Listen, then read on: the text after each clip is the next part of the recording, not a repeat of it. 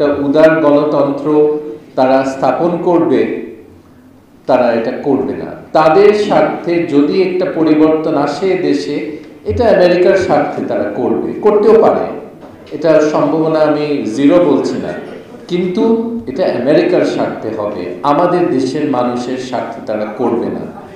এই কঠিন সত্যটা আজকে আপনাদেরকে বলা দরকার। আপনারা ভাবেন যে আমার আমেরিকায় অনেক বন্ধুবান্ধব আছে, আমেরিকার মতামত আমি জানি, আমার কোনো বিশ্বাস নাই আমেরিকার উপরে। তারা এখনো তারা প্যালেস্টিনিয়ানদের উপরে যে অত্যাচার করেছে ইসরায়েলিরা, তার সহযোগী হিসাবে তারা এখনো চিহ্নিত। বেশি কিছু আশা করবেন না। আমাদের এই আন্দোলনটা আমি মনে করি আমাদের গত 16-17 বছরে বিরোধী দলের সবচেয়ে গুরুত্বপূর্ণ আন্দোলন হলো ভারত পণ্য বর্জনের আন্দোলন, এবং এটা আরো দিনে দিনে শক্তিশালী করার খুব প্রয়োজন।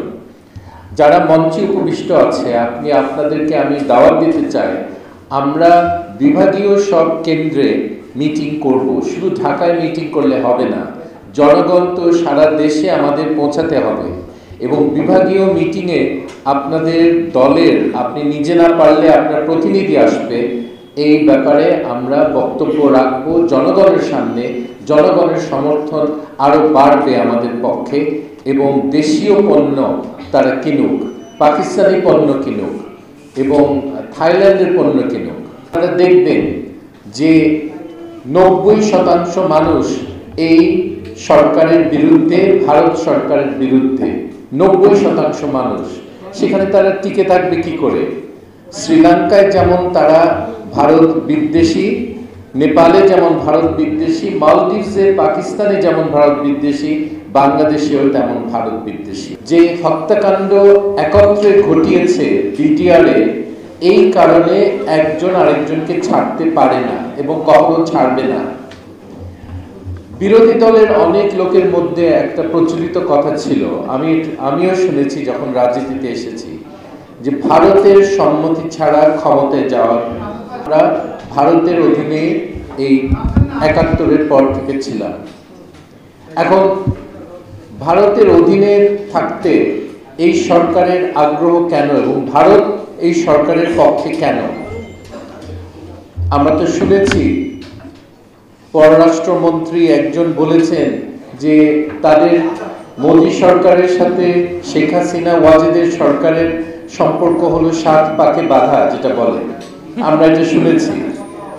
আসলে এই দুই গ্রুপ আমরা প্রকাশ করব, এটার প্রতিফলন যখন আপনারা একটা সুষ্ঠু নির্বাচনে দেখেন, তখন একটা সুষ্ঠু নির্বাচনের মাধ্যমে একটা স্বাধীন দেশের স্বাধীন একটা সরকার আপনারা দেখবেন।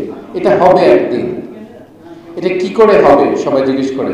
তারপরে সীমানা হত্যার ব্যাপারে, ট্রানজিট, বিনা খরচে ট্রানজিট দেওয়ার ব্যাপারে, এবং বিটিআর হত্যাকাণ্ড ঘটার ব্যাপারে মানুষের প্রচুর রাগ এখনো আছে।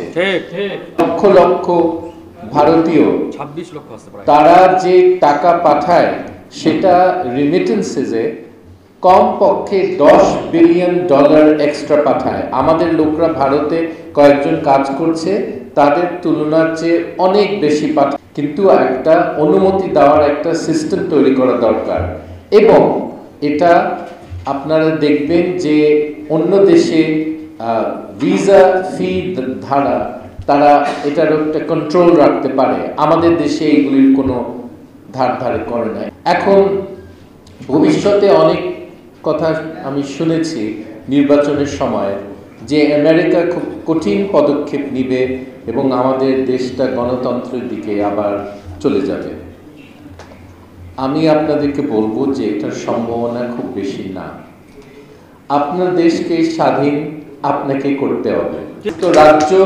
যুক্তরাষ্ট্র দুইটাই প্রধানমন্ত্রী এবং তাদের সরকার প্রধানকে আমি মনে করি যদি একটা সুষ্ঠু বিচার হতো ইন্টারন্যাশনাল ক্রিমিনাল কোর্টে, তারা যুদ্ধ অপরাধীদের তালিকায় তারা পড়তো। পাকিস্তান সম্বন্ধে অনেক ধরনের কথাবার্তা আমি দেখেছি সোশ্যাল মিডিয়াতে।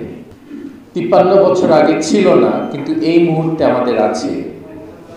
একটা কথা আছে মাও সেতুংয়ের, the enemy of my enemy is my friend. তো আমার শত্রুর শত্রু হলো আমার বন্ধু। সেই দিক থেকে আমরা মনে করি যদি কখনো একটা যুদ্ধ লাগে, ভারতকে 3 ফ্রন্টে যুদ্ধ করতে হবে, একটা পাকিস্তানের সাথে, আরেকটা চীনের সাথে, আরেকটা বাংলাদেশে। আমাদের সেনাবাহিনীকে সেইভাবে প্রস্তুতি নিতে হবে, দরকার হলে তারা যুদ্ধ করবে ভারতের বিরুদ্ধে। ভারত ছাড়া আর কোনো দেশের সাথে যুদ্ধ হওয়ার কোনো সময়, বার্মার সাথে ওইরকম শত্রুতার সম্পর্ক রাখার দরকার নাই। কিন্তু ভারতের সাথে আমাদের এই সম্পর্ক কখনো ঠিক হবে না।